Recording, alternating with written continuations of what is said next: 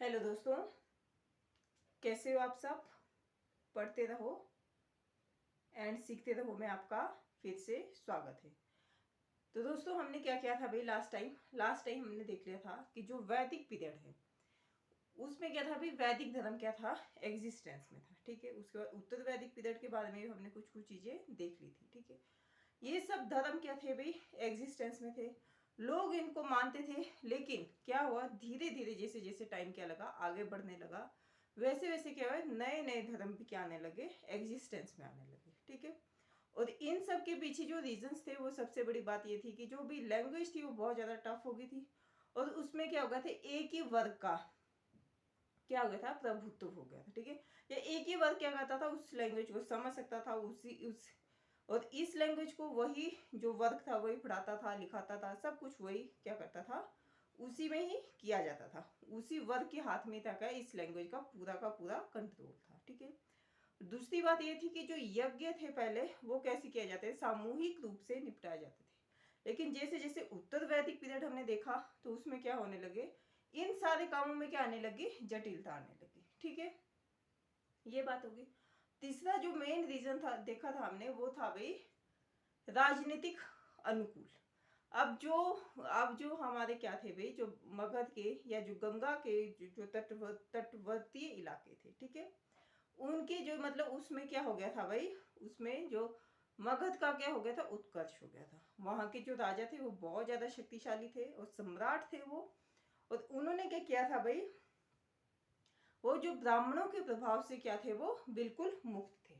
अब जब वो ब्राह्मणों के प्रभाव से ही मुक्त थे तो क्या माना जा सकता है, तो उन्होंने क्या किया, इस धर्म को ज्यादा वो तवज्जो नहीं दी। ठीक है, ये भी होगी एक बात। और फिर इसी वजह से क्या हुआ, जैन धर्म और बौद्ध धर्म का क्या हुआ, इतना प्रचार प्रसार हुआ, क्योंकि इनको राजनीतिक संरक्षण भी प्रदान किया गया था। और राज जो उस टाइम पे सम्राट थे वो क्या करते थे, खुद ही क्या करते थे, अपने कुछ लोगों को भेजते थे ताकि क्या कर सके, वो पर्टिकुलर जिस धर्म को मानते थे उसका क्या कर सके, प्रचार प्रसार कर सके। ऐसा हमें कहाँ दिखता है, अशोक के इसमें दिखता है कि उसने क्या भेजे थे, बहुत सारे धर्म प्रचारक भी भेजे थे। ठीक है, तो उसी में से एक बात की थी हमने कल, एक ही लाइन पढ़ी थी जैन धर्म के बारे में, कि जैन का मतलब क्या होता है, जैन का जिन के संस्कृत के जिन शब्द से निकला है। किससे निकला है, जिन शब्द से निकला है, जिसका अर्थ क्या होता है भाई, विजेता। ये विजय प्राप्त करना। तो विजय किस में प्राप्त करना भी, मन पर, वाणी पर। जिसे हमने मन पे कंट्रोल कर दिया, मन पे कंट्रोल करने का मतलब क्या है कि जैसे कोई आपको उकसा रहा है या कोई मतलब ऐसे मतलब क्रोध दिला रहा है ना, गुस्सा दिला रहा है, लेकिन आपको क्या करना, आपको कंट्रोल करना है उस सिचुएशन में। ऐसे नहीं कि आप भी सामने से उस पर क्रोध करने लग जाए, गुस्सा करने लग जाए। ठीक है, जिस मतलब हर चीज के लिए ये सिर्फ एक एग्जाम्पल की बात है, और हर चीज की इसमें बात की गई है। मन पे, वाणी पे, वाणी पे अपने लगाम लगा के रखो, ये वाली बात तो क्या कही है, हर धर्म में बोले गए हैं, मन, वाणी और काया पे। ठीक है, और अगर बात की जाए भी तिरंत कर की, तिरंत कर क्या होते हैं, जैसे कितने थे भी, ये इनका नंबर देख लेते, 24 थे। अब तिरंत कर क्या हुआ कि जैसे जैसे क्या हुआ, टाइम बढ़ता रहा, वैसे वैसे क्या होता था, बहुत सारे लोग, बहुत सारे क्या हुए, विद्वान क्या आने लगे। मतलब बहुत सारे लोगों ने चिंतन किया, बहुत सारे लोगों ने क्या किया, चिंतन मनन किया, बहुत सारे लोगों ने क्या किया, चीजें सोचना शुरू की कि हाँ अगर ऐसा हुआ, मतलब उन्होंने क्या किया, अपने ब्रेन का तर्क वितर्क की शक्ति क्या करी, उन्होंने डेवलप की। ठीक है, तो जो विद्वान लोग थे या जो जैसे अलग धर्म को गुरु बोला जा सकता है, या कोई जो बहुत विद्वान है जिसको क्या है, किसी चीज की क्या है, बहुत ज्यादा एक्सट्रीम नॉलेज है। ठीक है, तो वैसे क्या थे, 24 तीर्थंकर थे। ठीक है, और संस्थापक की बात की जाए तो संस्थापक कौन थे भाई, ऋषभ देव थे। और इनका उल्लेख हमें कहा मिलता है, ऋग्वेद में भी मिलता है। कहाँ मिलता है, ऋग्वेद में भी मिलता है। ठीक है, और एक जो 22वें तीर्थंकर थे उनके बारे में भी हमें क्या मिलता है, अरिस्टोनेमी उनका नाम है भाई। ठीक है, उनके बारे में भी हमें कहा उल्लेखित मिलता है, ऋग्वेद में उल्लेखित मिलता है। ठीक है, तो ये तो होगी एक बात, ये होगी आज की बात। अब बात कर लेते हैं पार्श्वनाथ की। पार्श्वनाथ कौन थे, पार्श्वनाथ भी क्या थे, इनके तीर्थंकर थे। ठीक है,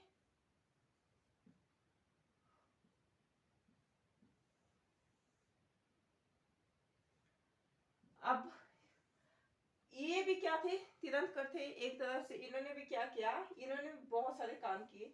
सबसे जो हमें इनकी बड़ी बात दिखाई देती है कि इन्होंने क्या किया था, फीमेल्स को भी क्या कर लिया था, अपने संघ में इंक्लूड कर लिया था।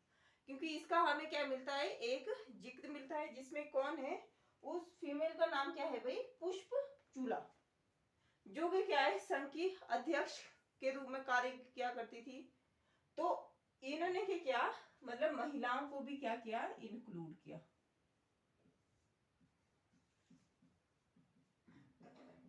ठीक है। और पार्श्वनाथ में, क्योंकि क्या मिलता है हमें, इसका उल्लेख हमें देखने को मिलता है। ठीक है।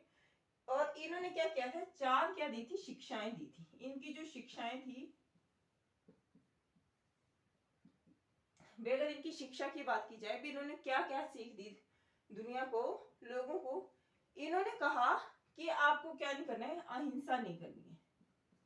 आपको अहिंसा का क्या करना है, पालन करना है, और हिंसा नहीं करनी है। अहिंसा का मतलब क्या है, क्योंकि जैन धर्म में क्या है, 2 चीजें वर्जित है। वर्जित का मतलब क्या है कि बिल्कुल बैन है उन चीजों पे लगा।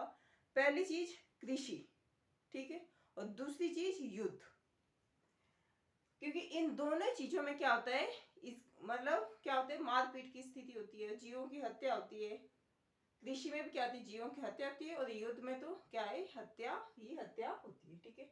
अहिंसा का करना, आपको पालन करना है, सभी जीवों के लिए समान भाव का, मतलब समान भाव रखने। ठीक है। अहिंसा, सत्य, भाई सदा क्या बोलना है, सच बोलना है, हर कंडीशन में क्या बोलना है, सच बोलना है। ठीक है।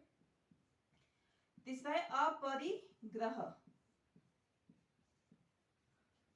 और चौथा है आस्ते। ये सब क्या है भी, ये पार्श्वनाथ की क्या है, शिक्षाएं हैं। ठीक है। तो आज के लिए क्या है, आज के लिए इतना ही है। अगर आपको क्या लगे, वीडियो अच्छी लगे, तो आप क्या कर सकते हैं, लाइक कर सकते हैं, शेयर कर सकते हैं, एंड सब्सक्राइब कर सकते हैं। कल हम अपरिग्रह से क्या करेंगे, स्टार्ट करेंगे, अस्तेय से स्टार्ट करेंगे, और फिर इनके बारे में कुछ कुछ और फैक्ट्स देखेंगे। फिर क्या करेंगे, इस जैन धर्म के बारे में जो भी बेसिक फैक्ट्स होंगे, उनको क्या करेंगे, हम इंक्लूड करेंगे। तब तक के लिए ta-ta, bye bye, and take care.